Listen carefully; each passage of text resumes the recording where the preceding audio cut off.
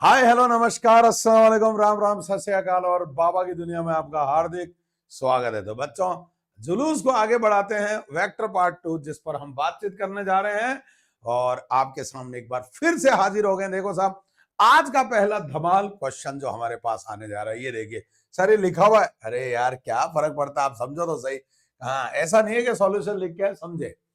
कहता है एक पार्टिकल जो है वो मूव कर रहा है with velocity v vector acted by three forces shown by the vector. ये दिया हुआ है और वो ट्राइंगल पी क्यू आर में दिया हुआ है। अब देखो साहब, ये वाला आप देखें, अगर हाइलाइटर की बात करें, आजा बेटा आजा। हाँ हाँ, बच्चे को बताओ। देखो ये वाला वेक्टर, ये वाला वेक्टर और ये वाला वेक्टर, ये तीन फोर्स है। एक का नाम F1, एक का नाम F2। नाम भी रख देते हैं भाई साहब, तुम्हारा आ जाओ नाम रखे। F1 वेक्टर, F2 वेक्टर, बाबा जाएगा हेलीकॉप्टर, यही होगा ना। अब तीनों जब सेम ऑर्डर में है तो तीनों का जो वेक्टर सम है वो जीरो है। अब तीनों का जब वेक्टर सम जीरो आ रहा है तो इसका मतलब ये हुआ कि तीनों पर नेट फोर्स जीरो है। यही होता है भाई। और जब नेट फोर्स जीरो होगा ना, है ना, ये देखो बच्चों, ये जब नेट फोर्स जीरो हो जाएगा तो m इक्वल टू जीरो हो जाएगा। बहुत ही बेहतरीन क्वेश्चन है भाई। ए वेक्टर जीरो हो जाएगा और ए वेक्टर जीरो तब होता है जब वेलोसिटी कांस्टेंट है, स्पीड नहीं वेलोसिटी। पूरा समझे? क्योंकि वेलोसिटी को दो चीजें चाहिए, एक तो मैग्नीट्यूड और एक डायरेक्शन। समझे? ये बहुत इंपॉर्टेंट है। तो इसका मतलब कुल मिलाकर बात ये है, जो वेलोसिटी है वो क्या रहेगी, रिमेन कांस्टेंट। पहला पहला आंसर है। चले भाई आगे आइए साहब। ओ आज तो क्या बात है मास्टर, प्रश्न में धमाका कर दियो। क्या बात है। देखो साहब, क्वेश्चन बड़ा जोरदार है। जेई मेंस 2019 जनवरी वाले पेपर के अंदर आया था। अजी साहब कहीं से ही आ जाओ, आपको आता मुझे आता, कहां दिक्कत है। देखो समझो, क्वेश्चन में कह रहा है, इससे ये जो हाइलाइटर है ना बहुत अच्छा समझाएगा आपको। क्वेश्चन देखना आप साहब क्या बनता है। कहता है कि साहब एक क्यूब दे रखा है जिनकी साइड ए है, क्यूबॉइड नहीं क्यूब। इसका मतलब देखो, ये वाला भी ए है, ये वाला भी ए है, ये भी ए है, ये भी ए है, हर जगह ए ही ए है। ये तो बात समझ में आ गई। एक फेस का नाम है ए बी ओ डी। देखे बच्चों, यानी जो फेस है ना, एक बार थोड़ा सा इसकी गहराई मोटाई बढ़ा देते हैं, आपको अच्छा दिखना चाहिए। देखो साहब, ये वाला जो फेस है ना, इसका नाम है ए बी ओ डी। ऐसा क्वेश्चन में दिया हुआ है। ये क्वेश्चन में दिया हुआ है, मुझे लग रहा है आपके दिमाग में जरूर चमका। लो बच्चों, और एक जो फेस है ना उसका नाम है B E F O. B बोले तो ये रहा, B E F O, oh my ghost. यही हो गया बच्चों। देखो साहब, एक ए बी ओ डी तो ये वाला बन रहा है और एक फेस ये बन रहा है। यानी अगर देखा जाए तो कमरे में बात करें तो एक ये वाला फेस हो गया और एक उधर वाला फेस हो गया ना। ये देखो साहब समझे। अब एक बात समझ में आ रही है। आप देखो, ये वाला जो दिख रहा है ये Z है और ये आपके पास X है। लिखना भूल गए का? ये क्या करते हो बंधु, लिखना चाहिए ना, बच्चा नाराज हो जाएगा। ये देखो साहब X है, ऐसा दिया हुआ था। ये प्लेन जो हो गया वो XZ प्लेन हो गया। यानी अब Y के लिए इनकी तरफ से गाना आएगा, मेरे अंगने में तुम्हारा क्या काम है। देखो साहब, अब देखो मुझे क्या लेकर आना है। आपसे कह रहा है इसका जो सेंटर है और उसका जो सेंटर है। ये देखो साहब, इसका जो सेंटर है वो है G, उसका जो सेंटर है वो है H, यानी GH। यही वेक्टर हुआ ना। और देखो साहब, वेक्टर में लिखने का जो तरीका है, कुल मिलाकर हमें जो चाहिए, हमें चाहिए बेटा कौन, GH वेक्टर। और GH वेक्टर का मतलब फाइनल माइनस का इनिशियल, सिंपल। अब अगर इनके देखो, simple basic simple coordinate geometry, बिल्कुल सिंपल। हाँ हाँ देखो साहब, अगर देखा जाए एक्स जेड प्लेन में है ना, ये बिल्कुल सेंटर पे ऐसा इंग्लिश में लिखा हुआ था, सेंटर है ना बेटा। सर कलर चेंज कर लो, अभी कर लेते हैं। ये सेंटर हो गया ना बेटा। आप देखो, अगर सेंटर हो गया तो ये प्लेन है एक्स, एक्स वाले के लिए डिस्टेंस है a/2 और ये हो गया जेड, और जेड वाले के लिए डिस्टेंस है ये a/2। देखो ना एक बार, ये है एक्स वाला, ये कितने पर दिख रहा है a/2। ये कौन है बेटा, जेड वाला, जेड वाले के लिए डिस्टेंस कितनी दिख रही है a/2। वाई तो है ही नहीं। यानी आप देखो, मैं बात कर रहा हूं सबसे पहले आर जी वेक्टर की। कौन से वेक्टर की भाई, आर जी। तो देखो साहब, आर जी वेक्टर जेड वाला के कैप हो गया और ये वाला एक्स हो गया। यानी क्या बोलना चाहिए, आप ही बोल दो भाई। ए बाई टू हो गया ना, तो एक तो बन गया a by two i cap और एक बन गया a by two k cap. चमका या नहीं चमका? यस सर चमका। वाई है ही नहीं तो जे का कोई लफड़ा ही नहीं है एक्स जेड प्लेन में, समझो। फिर देखो साहब आगे बढ़ते हैं, रटने की जरूरत नहीं है बच्चों। ये वाला जो आपको प्लेन दिखाई दे रहा है, अरे ये कलर आपको दिखाई नहीं दे रहा है, ओ सॉरी भाई, बेटे बेटे जी वेरी वेरी सॉरी। ये लो ये ले आते भाई साहब, ये भी तो दिखाई दे रहा है, नहीं दिख रहा? अरे सर ये लो भाई रेड कलर ले आते। सर मजा आ रहा है, हमें बहुत मजा आता है ऐसे। ये देखो ये वाले में अगर बात करें तो ये तो हो गया जेड वाला और ये हो गया वाई वाला। इसका मतलब आपकी बार कौन गायब है? एक्स वाला। अब देखो साहब जेड में फिर वही बात, और वाई वाले के लिए ये डिस्टेंस कितनी है भाई? ए बाई टू। जेड वाले के लिए अभी भी कितनी है भाई? ए बाई टू। आया ना तो बोल दो।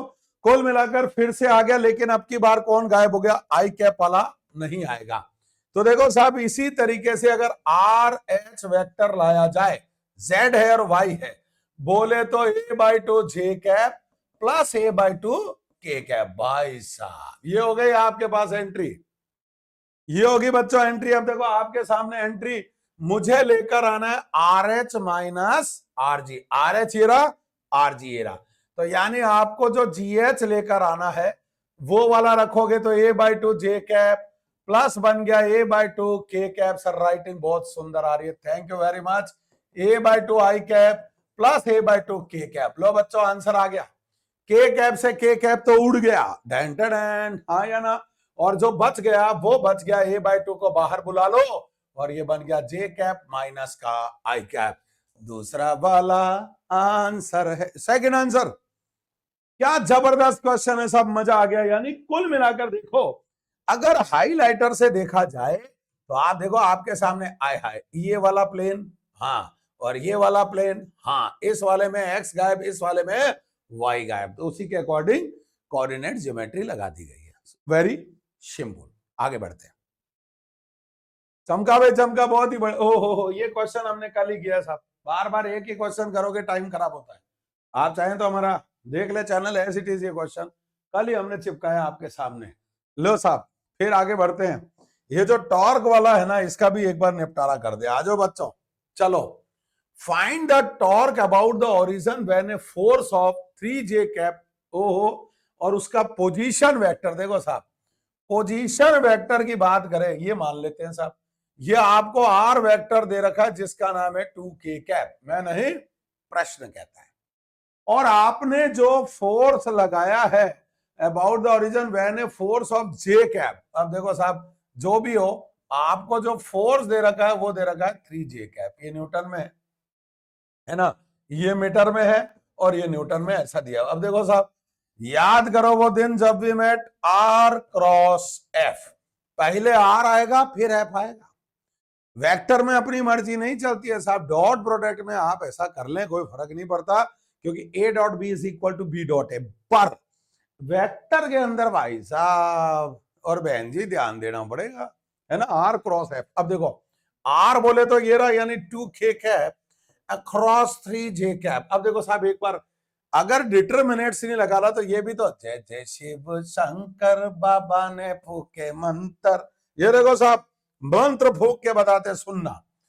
आप देखो अगर यहां जाओगे तो ये तो होगा तुम्हारे एंटी क्लॉकवाइज। देखना भाई हाथ का इशारा देखो, आई कैप क्रॉस जे कैप में ना आई आएगा ना जे आएगा, तीसरा प्लस का के कैप प्लस का आई कैप प्लस का ये, यानी क्योंकि सब अपवर्ड आ रहे हैं। और आप देखो चूड़ी नहीं, ऐसे घुमाओ, जैसे ऐसे घुमाओगे अंदर की तरफ, और अगर पेज पे बात करें तो नीचे की तरफ, वो माइनस हो जाएगा।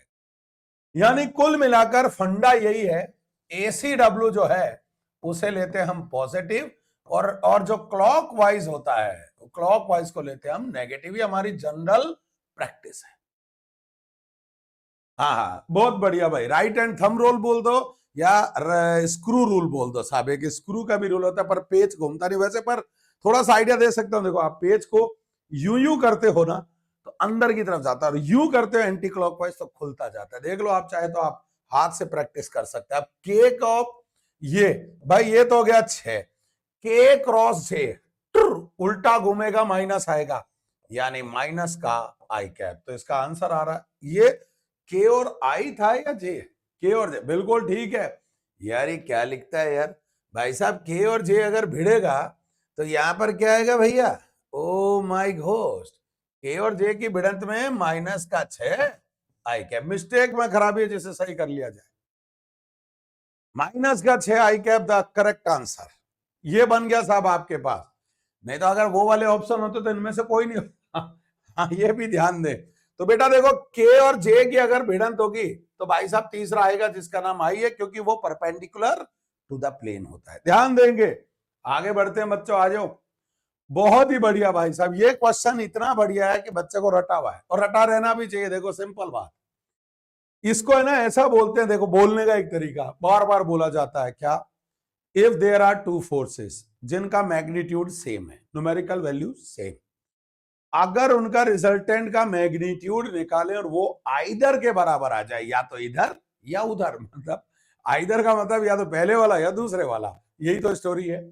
तो उनके बीच में जो एंगल होता है वो 120 डिग्री होता है। और वैसे आप चाहो तो इसे प्रूव कर सकते हो भाई, आर स्क्वायर इक्वल टू वही पुरानी बीमारी, ए स्क्वायर प्लस बी स्क्वायर, आने दो बेटा, प्लस का 2ab cos थीटा। कल को कोई ये नहीं कहे कि फ्री की क्लास है तो बाबा उड़ा उड़ा के पढ़ा रहा। आप समझ लें, मुझे कोई दिक्कत नहीं है। देखो साहब कोई भी लिख लो, ए लिख लेते हैं, पसंद यही आ रहा है, a square plus a square plus 2a square cos of theta. ठीक है बच्चों, चलो भाई इधर आ जाओ।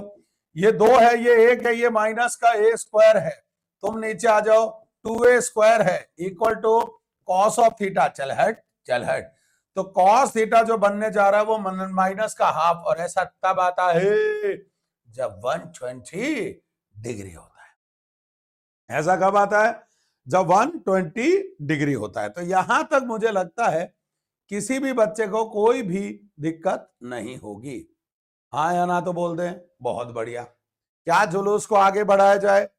यस सर, जुलूस आगे बढ़ाएं, कोई प्रॉब्लम नहीं है। देखो साहब, अब जुलूस की बात करें तो हमें क्या देखना चाहिए और क्या हमारे पास है, उस पर हम बात कर लेते हैं। ठीक है, आगे बढ़ते हैं। इसके बाद में आपको किसी भी तरह की कोई दिक्कत नहीं आने वाली। 1 2 3 एंड फायर। लो भाई, अरे वाह। देखो साहब, इस क्वेश्चन को समझने की कोशिश करेंगे। रीकैप है और मेरे को लगता है शायद आ गया था, फिर भी a vector plus b vector का मतलब under the root A square plus B square plus 2ab cos of theta. और बेटा a vector minus b vector a square plus का बी स्क्वायर माइनस का 2ab cos of theta. So simple, दोनों तरफ square किया तो भाई साहब ए स्क्वायर प्लस का बी स्क्वायर प्लस का 2ab कॉस ऑफ थीटा। बहुत ही बढ़िया, शानदार तरीके से चलते हुए, ओ हो भाई साहब, माइनस का 2ab कॉस ऑफ थीटा। इनके झोपड़े साफ हो गए। ये बन गया 4ab cos of theta equal to 0। ऐसा होने का मतलब कॉस थीटा इक्वल टू 0, और ऐसा तब होगा जब एक दूसरे के परपेंडिकुलर यानी लंबवत होंगे। बच्चों एक और क्वेश्चन आपकी सेहत के सामने आ गया, इसलिए कोई दिक्कत वाली बात नहीं है। आगे बढ़ाते हैं भाई। जुलूस, जुलूस को नहीं रोकेंगे अपन, चाहे कुछ भी हो जाए। ओहो, ये एक वो क्वेश्चन है भाई साहब। ये क्या लिखा है सर? वो आपको तो पता है, ऐसे लिखा जाता है दोस्त। ठीक है सर, गलती हो गई। वेरी ई देखो, ई ऐसा हो गया, कोई बात नहीं। आप देखो, वेक्टर की जो लेंथ दे रखी है वो आपको दे रखी है एल। इसको हमने टर्न किया through the angle theta about its tail. What is the change in इसकी position vector of its head. अब देखो साहब, एक बात समझे, सब भूल जाओ। पहले क्या कहता है, जैसे मान लीजिए एक वेक्टर है, ये रहा, इसके अपन ने ना टेल को घुमाकर, मतलब किसको घुमाया भाई? अच्छा, यहां से घुमा दिया इसको, ये लो, और कितने एंगल पर? थीटा।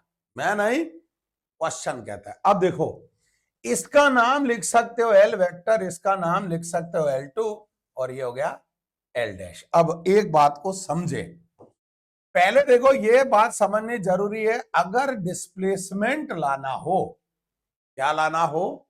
डिस्प्लेसमेंट लाना हो, तो बेटा ए अर्जुन को बुलाओ, चिड़िया दिखाओ और करो फायर। अब देखो साहब क्या बनेगा भाई। वेक्टर के अंदर आप और मैं ईमानदारी से बताऊं, कहने को तो बहुत सारे लॉ होते होंगे, पर पढ़ाते हम ट्राइंगल लॉ है। बट ट्राइंगल के अंदर एक और लगा दोगे छड़, मतलब एक और लाइन लगा दोगे तो वो पैरेललोग्राम बन जाएगा।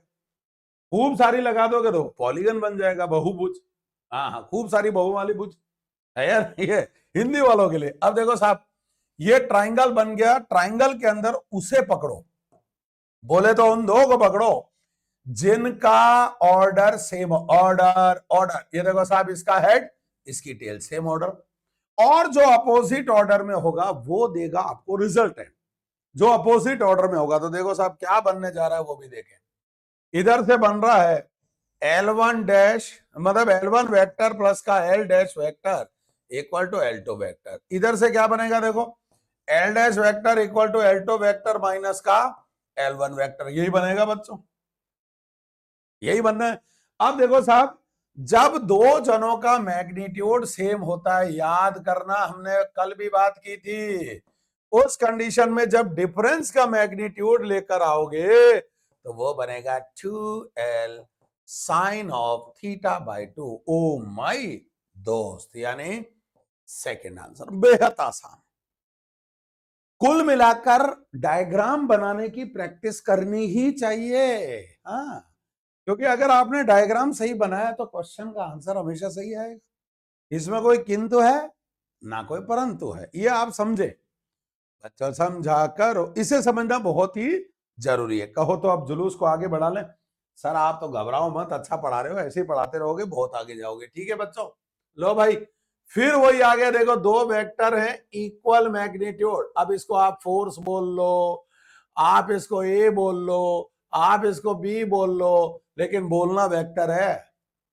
ये ध्यान रखना, पता चले आपने कहा साहब, आपने कहा कुछ भी बोल लो, डिस्टेंस ही बोल दे, ऐसा नहीं, ये जुलम नहीं चलेगा भाई। कहता इनका रिजल्टेंट इक्वल टू आइदर, अभी थोड़ी देर पहले आपको मैंने बताया, यानी F1 वेक्टर प्लस इनका जो आ रहा है वो भी आइदर आ रहा है, यानी इनका कोई एक भाई।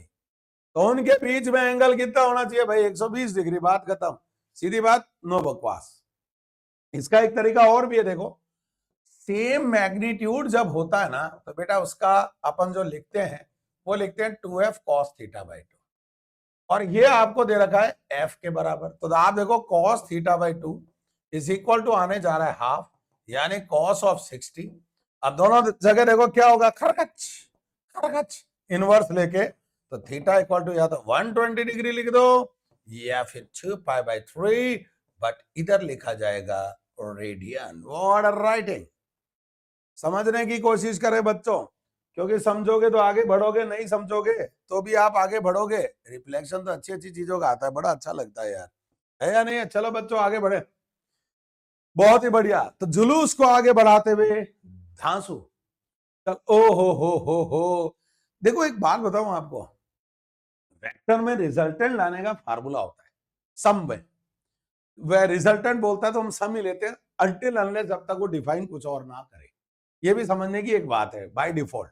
अब देखो साहब, होता क्या है, वहां पर आता है वो tan alpha equal to B sine theta upon A plus B cos of theta. लेकिन मैं आपको एक अच्छी बात बताने जा रहा हूं, देखो मोस्ट ऑफ द टाइम जो क्वेश्चंस आएंगे ना, ईमानदारी की कसम, आपको उन क्वेश्चंस के अंदर राइट एंगल ट्राइंगल मिल जाएगा, 90 डिग्री मिलेगा।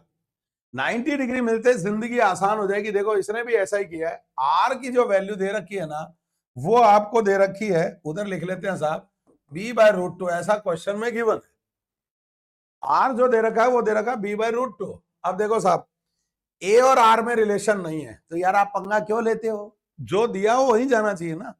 अब ये अननोन जिंदगी भर नहीं होगा नॉन, तो नॉन को नॉन से बिड़ा दो। मुझे पूछा है कि आप बताइए, अजी बता देंगे, हम डरते हैं क्या, हमें पूछा है क्वेश्चन मार्क, यानी थीटा की वैल्यू बतानी है, साहब बता देंगे। अब देखो थीटा की वैल्यू अगर लानी है तो सीधा सीधा देखिए, बाबा को बेस पसंद, ये परपेंडिकुलर, ये हाइपो, और परपेंडिकुलर अपॉन हाइपो चीनी हाइपो इक्वल टू क्या बनेगा भाइयों, साइन थीटा। और परपेंडिकुलर की जगह कितना है बेटा, B by root 2, very good. और इंटू कौन, बी, इक्वल टू कौन बेटा, साइन ऑफ थीटा, बी से गया B, sine of theta equal to क्या आ गया, 1 बाय रूट 2। ऐसा कब होता है, जब theta equal to 45 degree. Simple भाई, जब 45 डिग्री हो जाएगा थीटा, उस कंडीशन में ये आ जाएगा साहब 1/√2। So simple. तो साइन और कॉस दोनों में 45 डिग्री 1/√2 होता है। tan के अंदर 45 डिग्री 1 होता है, ध्यान देंगे। ठीक है, आगे बढ़ो। बहुत ही बढ़िया भाई। देखे भाई साहब क्या कह रहा है, फिर वही आगे यार, ये पीछे ही पड़ गया यार। Numerically equal forces. अब आप देखो, आप कहोगे सर जब एक ही क्वेश्चन बार बार आ रहा है क्यों बता रहे हो? मैं ये बताना चाह रहा हूं, क्वेश्चन की जो प्रोबेबिलिटी होती है आने की, जो क्वेश्चन की खुद की एक ऑरा होता है, वो कितना जबरदस्त है। ये क्वेश्चन कभी पी के रूप में, कभी ए बी के रूप में, कभी एफ के रूप में ऐसा आता रहा है। लेकिन आप देखो टिल द एंड आंसर जो है वो सेम यार। देखो इट्स सेल्फ पी, कोई भी एक ऐसा होने का मतलब धड़ाक 120 डिग्री। खेला है खत्म, लफड़ाइच खत्म। 2-3 बार इसको सॉल्व करके दिखा दिया अपन ने। हाँ तो सर ओ हो, ये जो क्वेश्चंस आपके पास फिर से आया है ना, पहले देखो यहां लिखा हुआ है साम्य। साम्य अवस्था में हो सकता है, ये आपसे पूछा गया है। अब देखो इस क्वेश्चन के अंदर अगर हम बात करें तो क्या बनता है, समझे इन क्वेश्चंस को करने का एक तरीका। कौन करंट का मतलब एक जैसा करंट, हिटिंग यार। कौन करंट का मतलब है एक ही बिंदु पर लग रहा है, संरेखीय। हाँ, कौन कौन ऐसे, कौन करंट, ये नहीं, ये वाला। अब सुनो, आपसे कहता देखो मे बी, पहले गौर करना, मैं इस बात पर आप जरूर ध्यान दें, मे बी ऐसा लाया जा सकता है, हर बार ऐसा है जरूरी नहीं है। क्योंकि विद्वान कहते हैं, सर आपका नाम, मेरा उसमें नाम नहीं आता, विद्वान कहकर गए हैं अगर आपने एंगल का एडजस्टमेंट कुछ इस तरीके से कर दिया, इन्हीं भी दो के बीच ऐसा एंगल ले आए कि तीसरे वाले के बराबर उसकी वैल्यू आ गई, तो जैसे ही अपोजिट करोगे जीरो हो जाएगा। मतलब सेटलमेंट करना पड़ेगा भाई साहब, इसलिए मे भी लिखा जाता है, हर बार नहीं होता है। ये ध्यान दे, लाया जा सकता है, जबरदस्ती नहीं है। लेकिन इसका एक थीम है, जो ऐसे क्वेश्चन है उनका की पॉइंट पता है क्या होता है, जो भी ग्रेटर मैग्नीट्यूड वाला हो। कौन से वाला? ग्रेटर। सर एक बात पूछो, पूछो ना सर, अगर मान लो सबका मैग्नीट्यूड सेम हो तो किसी भी एक को अलग साइड में कर लेना। बात ये, ग्रेटर मैग्नीट्यूड वाले को साइड में कर दें, साइड तो दिल्ली साइड में कर दे, और जो बच गया है उसका एक तो निकाल ले मिनिमम और एक उसका निकाल ले मैक्सिमम। क्योंकि देखो साहब, विद्वान कहते हैं अगर रिजल्टेंट की वैल्यू मिनिमम और मैक्सिमम के बीच में आ जाए, चाहे तो बराबर हो जाए, चाहे देखो मिनिमम के बराबर हो जाए, मिनिमम के बराबर हो जाए पर उससे कम नहीं होनी चाहिए, मैक्सिमम के बराबर हो जाए पर उससे कम होनी चाहिए, ज्यादा नहीं होनी चाहिए। समझे बात? तो आप देखो साहब, ये अगर रेंज आ जाए तो मे बी, ये है फंडा साहब, मे बी जीरो रिजल्टेंट और मे बी जीरो रिजल्टेंट का मतलब बेटा इसी को बोलते हैं इक्विलिब्रियम, हिंदी में बोले चाहे साम्यावस्था। समझो, समझ गए? तो देखो मोरल ऑफ द स्टोरी, अब इसके बाद भी कैसे पता करते हैं उसका एक तरीका है, प्योर मैथमेटिक्स है साहब, आप चिंता ना करें, प्रूव भी हो जाता है, ऐसी बात नहीं है। पर हर एंगल के बारे में आपको और हमको नहीं पता होता, इतना टाइम होता भी नहीं है। तो इसका एक फंडा है, it is not a short trick, it is original funda given by the mathematicians only, है ना, अंग्रेजी में बोला है। तो ग्रेटर मैग्नीट्यूड को साइड में करो अगर मिनिमा और मैक्सिमा में लाई करे, है ना, if lying in this range. समझो बात को, अगर इस रेंज के अंदर आ जाए ना तो बेटा जीरो आ सकता है, अगर इस रेंज में नहीं आया तो भाई साहब जोर लगा लेना, जीरो नहीं आएगा, चाहे कुछ भी हो जाए, यानी इक्विलिब्रियम नहीं आएगा। ये भी ध्यान देना, कई बार ऐसा हुआ है हमारे साथ भी और आपके साथ भी। सुने, मे बी लिखा हुआ है या मे नॉट भी लिखा हुआ है, इसका भी फर्क पड़ता है। मे बी लिखा हुआ है या मे नॉट भी लिखा हुआ है, इसका भी फर्क पड़ता है, ध्यान देना। मे बी लिखे अलग बात है, मे नॉट भी लिखे अलग बात है, ये जरूर ध्यान देंगे जिससे किसी भी तरह की कोई गड़बड़ ना हो। चलो बच्चों आगे बढ़ते हैं। हाँ आओ साहब, अब मुझे समझ में आ गया क्या करना है। देखो साहब, अब खरखच करते हैं, खड़ा कट, चल भाई आ जाओ, भाई आ जाओ, हाँ आ जाओ। पहले सुनो, इनमें देखो साहब बड़ा मैग्नीट्यूड है 5, इसको साइड किया, इन दोनों का मिनिमम और मैक्सिमम निकाला, तो आप देखो साहब जगह तो नहीं है पर मैं इधर ही मैनेज करता हूं। देखो पहले वाले में मिनिमम जो आ रहा है एक, तीन में से क्या एक दो आएगा, और मैक्सिमम जो आता है वो सम से आता है। तीन और एक हो गया चार। अब बताओ दो और चार के बीच में पांच कहीं पाया जाता है? नेवर। तो जब पाया ही नहीं जाता तो ये आपको चाहे कितना ही जोर लगा लो आप, जीरो नहीं देगा। तरीका यही है। इसकी रेंज में आना चाहिए तीसरे वाला, पांच इसकी रेंज के अंदर नहीं आता है तो जीरो नहीं देगा। अब देखो इसका मैग्नीट्यूड बड़ा कौन है? 9। हाँ या ना? देख लेते हैं भाई साहब क्या कर रहा है क्या नहीं कर रहा है। यार कोई तो देख। हाँ हाँ आ रहा है, चिंता मत करो मास्टर मत डर। देखो साहब ये हो गया 9। इनका जो मैक्सिमम आ रहा है वो मैक्सिमम जो आएगा सेट मैक्स का बड़ा भाई आर मैक्स वो आएगा 8, और जो इनका मिनिमम आएगा वो आएगा बेटा 2। 2 और 8 के बीच में 9 नहीं आता है, ये भी आपको जीरो नहीं दे पाएगा। इसको भी भूल जाओ, भूल जाओ, इसको भी भूल गए। चलो आगे बढ़ो। इधर देखो भाई साहब 6 है बड़े वाला, क्योंकि 3 और 5 और 6 में 6 बड़ा है सीनियर प्लेयर। इसका अगर मिनिमम लाओगे तो बेटा मिनिमम आएगा 5 में से गए 3 2, और इसका अगर मैक्सिमम लाओगे 5 और 3 कितना हो गया भाई 8। हाँ या ना? ये इस रेंज में ये आता है, यानी ये जीरो अभी तक तो ये दे सकता है। अभी तक थर्ड नंबर वाला जो है वो जीरो दे सकता है। अभी तक में जीरो देने वाला कौन है? थर्ड नंबर वाला। फिर आगे बढ़ो। ये भाई साहब 15, इसकी मैक्सिमम आ रही 8, ये नहीं दे पाएगा, छोड़ दो। यानी ओनली थर्ड एक ऐसा ऑप्शन है, it may be in equilibrium और एफ नेट इक्वल टू 0। एक किच बात है, यानी सिंपल स्टोरी है भैया, आपके बहुत काम आएगा, इसलिए आप ध्यान है हल्के में ना लें। सिंपल है, जिसका ग्रेटर मैग्नीट्यूड है उसे साइड में कर लें। सर एक मिनट, अगर तीनों का मैग्नीट्यूड सेम होता तो क्या कर लेते? कुछ भी नहीं करते।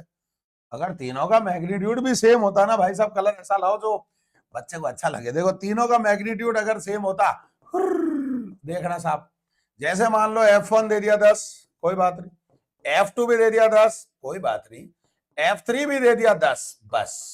अब कोई भी एक पकड़ लो, इसको मान लो पकड़ लिया, साइड में जा भैया। तो जो बच गया उसका मिनिमम निकालो, मिनिमम निकाला 10 में से गए 10, मलाई मारकर 0, और मैक्सिमम निकाला तो 10 + 10 मलाई मारकर 20। आप देखो ये इस रेंज में आ रहा है, जीरो दे सकता है, बात ही खत्म। अजी साहब अगर मैग्नीट्यूड सेम होगा तो भी छोड़ के थोड़ी आएंगे, क्वेश्चन तो हम फिर भी करेंगे भाई साहब, क्वेश्चन नहीं छोड़ेंगे हम, फिर भी करके आएंगे। ये देखो साहब ये तरीका है। हाँ लफड़ा खत्म करें। चलो बच्चों, हो सकता है और भी मिल जाए। ओहो यार ये फिर आया या नहीं आया, बोल तो दो। नहीं साहब इस बार ये अलग आ गया है, और कोई बात नहीं, ये तो वो क्वेश्चन है जो आप बड़े आराम से कई देर से कर भी रहे हैं। इसके भी एक अंकल ला के देते हैं आपको, जिससे आपका काम हो जाए। देखो साहब आप चाहते हो दो का रिजल्टेंट मैक्सिमम, मैक्सिमम होने का मतलब सिंपल क्या होता है बेटा? F1 प्लस का F2, है ना? F1 प्लस F2 दोनों का मैक्सिमम ये, और ये तब हो सकता है जब थीटा 0 हो जाए, क्योंकि cos 0 की वैल्यू 1। सर वो वाला अरे बेटा आ रहा है, रुक तो सही है या नहीं ये बच्चों? चलो आगे बढ़े। हाँ लो भाई साहब एक बार फिर वही revision. Which of the set given below may represent the magnitude of 3 vector adding to 0? भाई साहब इनमें से ऐसा कौन सा सेट आ रहा है जिसे हम जब जोड़ देते हैं तो रिजल्टेंट 0 ला कर दे दे? भाई साहब अभी थोड़ी देर पहले आप देखो जो भी दे रखा उनमें छाटा छाटी शुरू करो। ये सीनियर मोस्ट है, इसको साइड कर दो। इनका जो निकालोगे वो मैक्सिमम देखो, चट मंगनी पट गया, हाथों हाथ आ गया भैया 6, और मिनिमम वैसे हम तो सिर्फ मैक्सिमम से काम चलाते हैं, पर आपके लिए नहीं आएगा, कुछ भी कर लो। इसकी अगर बात करें वो भाई साहब इन दोनों का जो सम आ रहा है वो 12 आ रहा है भैया। इनका जो मिनिमम आ रहा है वो 4 आ रहा है, रेंज में आ रहा है, ये 0 दे सकता है। सेकेंड नंबर 0 दे सकता है, और भी आ सकते, इसमें 2 थे आंसर, बड़ा ही जोरदार है। देखो सीनियर मोस्ट ये रहा, इन दोनों का मैक्स निकाला तो मैक्स आ गया 1 + 1, अच्छा मोबाइल है शायद, है ना? मिनिमम निकाला 1 - 1 0, भाई साहब ये भी 0 दे सकता है। हाँ 2 आंसर है, कोई बात नहीं, कोई जरूरी थोड़ी है यार ऑप्शन में भी ऐसे ही बना देंगे अपन, क्यों बच्चों? अब आओ साहब इस वाले में बात करें, अभी देख लेते में हाँ देख लो, ये सीनियर वाला 2 रह गया। अब इसका मैक्स निकाला तो सेट मैक्स का बड़ा भाई आ गया 1.5 और मिनिमम जो आ गया वो आ गया 0.5। रेंज में नहीं आता, 0 नहीं देगा।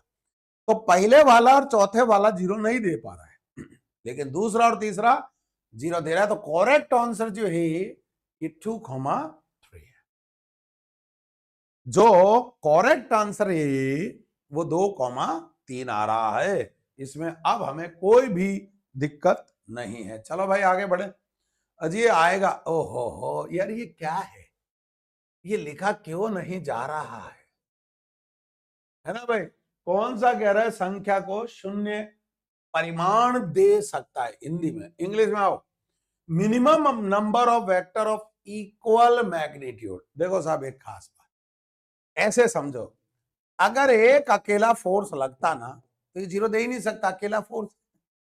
अब देखो, अगर मैं 2 फोर्स लगा दूं और अपोजिट, ये रहा बेटा, एफ नेट 0 होगा।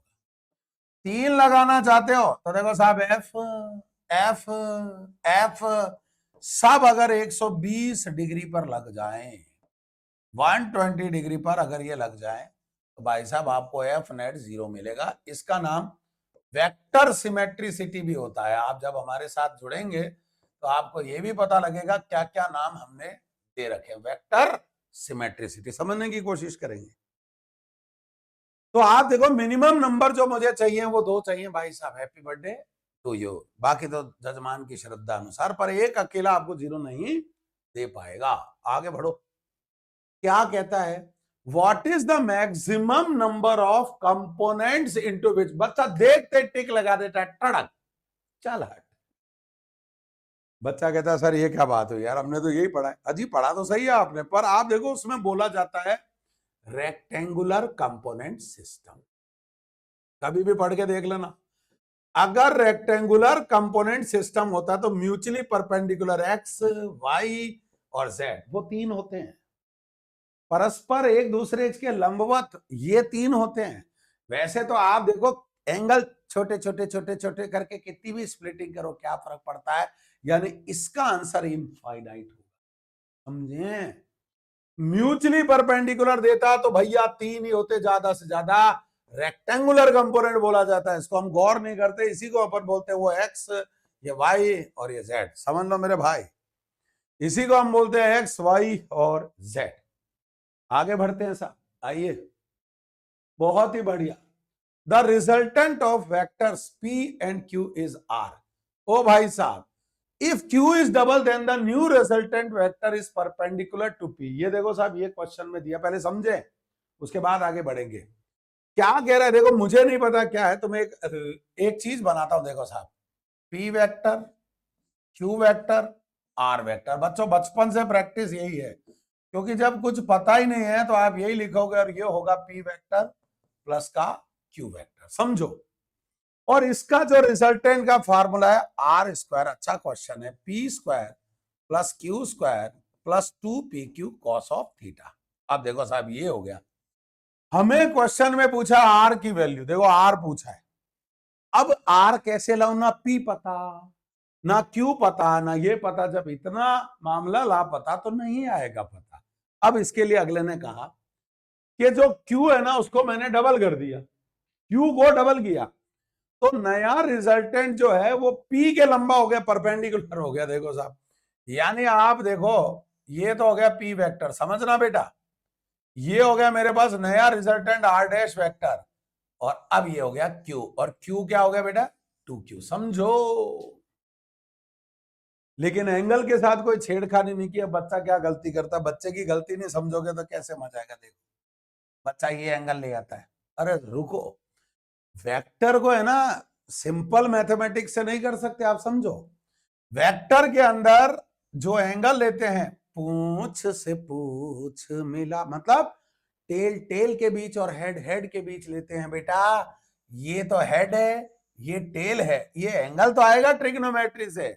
बट वेक्टर की टर्म में अगर देखा जाए तो वेक्टर को पैरेलल शिफ्ट किया जा सकता है। इसे आप आगे ले जाएं, इसे आप कहां ले जाएं बेटा, इसे आप आगे ले जाएं, और जब आप इसे आगे लेकर जाएंगे तो देखो समझने की कोशिश करना, ये एंगल है थीटा, ये जो दिख रहा है ना आपको इधर से, ये देखो ये थीटा में ए और बी के बीच। ओ भाई साहब क्या कर रहे हो मास्टर जी, भाई साहब पी और क्यू के बीच में ला रही है तो रिजल्टेंट का एंगल है ना ये वाला एंगल, ये देखो समझ गया, ये एंगल है। डायग्राम चाहे कुछ बनाया पर इस एंगल के साथ कोई छेड़खानी नहीं की है, क्वेश्चन में कहीं नहीं दिया। अब सुनो, अगर ये थीटा है तो ये 180 माइनस थीटा है। अब देखो राइट एंगल ट्राइंगल बनेगा जगह जगह, ये एक सबसे बड़ी सुविधा है।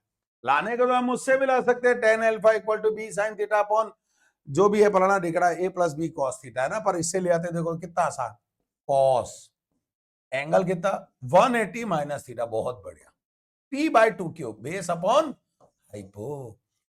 ट्रिग्नोमेट्री कहती है कॉस 180 माइनस थीटा बेटा, माइनस कॉस थीटा, क्योंकि भाई साहब इसके ग्रह नक्षत्र खराब हो जाते हैं, दूसरे घर में जाके बैठ जाता है, और दूसरे वाले घर के अंदर कोई शहंशाह अगर होता है तो वो होता है साइन और कॉसेक।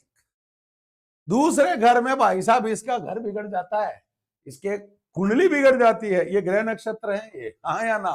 तो बच्चों ये माइनस कॉस थीटा हो गया, तो यहां आएगा माइनस का cos theta equal to p by two q, cos theta equal to आएगा minus p by two q. भाई साहब वाह क्या सीन है। अब इधर आइए, r square p square q square two p q minus p upon two q, ये सब उड़ गए, पी स्क्वायर उड़ गया equal to q square, therefore r equal to q. What a question,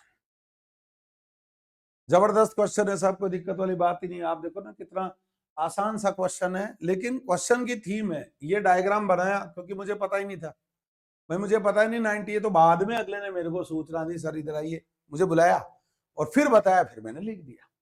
तो आप देखो मोरल ऑफ द स्टोरी, पहले तो आपको जब नहीं पता तो आप एक डायग्राम तो बनाते हैं। नंबर 2, फिर ट्रिग्नोमेट्री से जो एंगल आए वही एंगल वेक्टर से हो, जरूरी नहीं है, वेक्टर की खुद की एक दुनिया है, एक अलग है, इसीलिए वो गाना बना था, मेरी दुनिया है तुझ में कहीं, है या नहीं है। अब देखो साहब, तो वेक्टर में जो एंगल लेते हैं वो या तो हेड हेड के बीच लिया जाता है या टेल टेल के बीच, ये भी समझना जरूरी है। खैर आगे बढ़ो, ये सारी वैल्यू रख दी गई है। आओ साहब, ओहो बहुत साल पहले आया था ये क्वेश्चन, कई बार आया।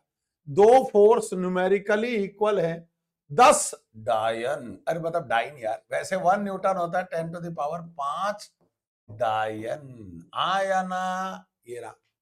हालांकि जरूरत नहीं है, देखो सारे आंसर डायन में ही दे रखे हैं तो कोई दिक्कत नहीं। आप देखो गलती, बच्चा इसको देखते खुश हो जाता है, देखो बहुत ही जोर से मस्त होगा, आर स्क्वायर एफ स्क्वायर ये वाला square plus 2f1 f2 cos of theta, यहां तक तो सही जा रहा है। फिर और लिखता है R equal to under the root, बच्चा तो बच्चा ही है भाई साहब, बच्चा कुछ भी कर सकता है। देखो बच्चों बच्चों कितना खुश हो रहा है, अच्छी बात है। फिर देखो साहब क्या करेगा, अंडर द रूट देखते जाना, एफ स्क्वायर बोले तो 10 का स्क्वायर, 10 का square plus 2 into 10 into 10 10 10 cos 60 रख देगा, बस यहीं पर बर्बाद हो जाएगा। क्यों ट्रिग्नोमेट्री लगा दी भाई। और मैंने अभी थोड़ी देर पहले कहा है वेक्टर कुछ डिफरेंट है भाई इन चीजों से, उसकी दुनिया थोड़ी अलग है। आप देखो ये वाले का तो हेड हो गया और इस वाले का टेल हो गया, और एंगल जो लेते हैं वो किन किन के बीच में भाई साहब बताओ, हेड हेड या टेल टेल। तो आप इसको आगे बढ़ा सकते हो, वेक्टर की शिफ्टिंग पैरेलल पॉसिबल है। तो ये 60 होने से ये वाला जो एंगल आएगा ये आएगा 120 डिग्री। कितने डिग्री, 120 डिग्री। क्या चमक रहा है, यानी ये जो मैं यहां दिखा रहा हूं ना ये एंगल बनेगा 120 डिग्री, समझ गए क्यों, क्योंकि ये पूरा तो है 180, ये 60 चला गया, तो ये जो एंगल बच गया ये बन गया 120। क्या चमका। अब देखो साहब जब इतना चमक ही गया तो थोड़ा और चमका देते हैं, यानी अब जो इस पर आंसर निकालना था इधर लिख देते हैं बच्चों, ये राइट वाला, ठीक है। R equal to under the root आने दो भाई, 10 का स्क्वायर 10 का square 2 into 10 into 10 into cos 120 होता है माइनस का हाफ, अभी थोड़ी देर पहले बताया दूसरे घर में कुंडली बिगड़ जाती है इसकी। तो आप देखो 2 से 2 गया, 100 से 100 गया, ओनली 10 आ गया। और आना ही है, जब इस तरह के क्वेश्चन आते हैं तो एक चीज समझ में आ गई, दो वेक्टर जिनका मैग्नीट्यूड सेम हो, अगर वो एक दूसरे से 120 डिग्री पर हो तो उनका रिजल्टेंट आइदर के बराबर आता है। तो आइदर बोले तो या तो ये वाला 10 या ये वाला 10, 10 10 आंसर आ गया। सिंपल। आगे बढ़ते, आओ साहब। ओहो, मैंने कहा था ना वो क्वेश्चन, अभी देखो उस तरह का आपको एक और एक मसाला दिखाते हैं। कह रहा है दो forces equal magnitude act on a body, magnitude of the resultant is f/3। यानी आप देखो r square f square f square 2f square cos of theta. और यहां देखा जाए तो कॉस थीटा ही पूछा है। अब r स्क्वायर बोले तो f/3 का स्क्वायर करना है, तो ये बन गया f स्क्वायर बाई 9। उधर बन गया 2f स्क्वायर प्लस का 2f square cos of theta. इधर आ जा भाई, क्या बनेगा राजा, f स्क्वायर बाय 9 माइनस का 2f square equal to 2f square cos of theta. ध्यान देना, जल्दबाजी में गलती नहीं हो, उड़ गया उड़ गया। अब देखो एलसीएम आ गया 9, आ गया ना बेटा, 9 आ गया, और उधर बन गया 1 माइनस बन गया 18, बहुत ही बढ़िया, इक्वल टू बन गया 2 कॉस ऑफ थीटा। ये नीचे आ गया, यानी बन गया इधर इधर इधर इधर इधर इधर इधर इधर कॉस थीटा इक्वल टू बन गया -17/18, यानी पहला answer. So simple, very simple भाई, बहुत ही आसान आंसर हो गया इसका। देखते हैं साहब आगे कहां चल रहे हैं। ओ हो, एक और question. Angle made by the A vector. बच्चों देखो इस ए वेक्टर का मतलब समझो, आई कैप जे कैप दोनों प्लस के हैं, तुम्हें आई कैप ले लेते हैं, तुम्हें जे कैप ले लेते। अच्छा, अगर मान लो आई कैप माइनस ए कैप होता, ए मैं यहां लिख देता हूं ना, मान लो एक नया वेक्टर है आई कैप माइनस जे कैप, तो प्रैक्टिस ये वाला और ये वाला। समझो बेटा बात को, बच्चों समझा करो, लिखने का तरीका। अब ए वेक्टर जो है वो ये है भाई, है ना। अब मुझे ये कहा गया है एक्स एक्सिस यानी ये वाला, ये पूछा है, तो बेटा यूं टिक टिक टिक कर लो। तो आप देखो टेन थीटा, ये वाला जे कैप ही तो है, जे कैप बोले तो 1, नीचे भी हो गया 1, 1 के नीचे 1, चल बेटा सुंदर 1, थीटा हो गया 45। यानी मोरल ऑफ द स्टोरी इस क्वेश्चन में तो एक अच्छी बात है, एक्स के साथ भी 45 आएगा और वाई के साथ भी 45 ही आएगा, दोनों के साथ 45 डिग्री आएगा साहब, ईमानदारी की कसम है। एक्स के साथ भी इतना ही और वाई के साथ भी इतना ही, कोई दिक्कत ही नहीं। आगे बढ़ते, हाँ हाँ क्या दिक्कत है, चलो चलो। भाई साहब क्या कह रहा देखो, vector sum of two forces is perpendicular to their vector difference. कल हुआ है, और कहता है इन दैट केस क्या हो सकता, परपेंडिकुलर। जैसे ही परपेंडिकुलर हो जाता है मास्टर खुश हो जाता। देखो a vector plus b vector dot a vector minus b vector equal to 0। तो ये बन गया a square minus b square equal to 0, a equal to b, यानी दोनों का magnitude same, are equal to each other in magnitude. Very simple question, मतलब वो standard नहीं था यार। Which of the following is scalar. भाई साहब देखो क्या मतलब हर चीज पहचाननी पड़ रही है। करंट, वेलोसिटी, भाई करंट एक बार है ना, force vector, acceleration vector, velocity vector, चल हट, हाँ या ना। चले आगे, देखे भाई पिटारे में, ये ले भाई, लगता है आखिरी प्रश्न की ओर मास्टर जी चले गए। देखो साहब क्या कहता है, two vectors A vector and B vector have equal magnitude, दोनों का मैग्नीट्यूड इक्वल है, कोई बात नहीं। Magnitude of a vector plus b vector is n times magnitude of a vector minus b vector. The angle between, कोई दिक्कत नहीं, सुनो क्वेश्चन में जो कहा है वो सुनना। कहता है ए वेक्टर प्लस बी वेक्टर का जो मैग्नीट्यूड है वो n टाइम्स है ए वेक्टर माइनस बी वेक्टर के मैग्नीट्यूड। अब अगर इसके मैग्नीट्यूड की बात करें तो यही लिखेंगे ना भाई, under the root A square plus B square plus 2ab cos of theta is equal to n पूरी फॉर्मेलिटियां पूरी करेंगे बेटा, क्योंकि आंसर तभी आएगा बेटा।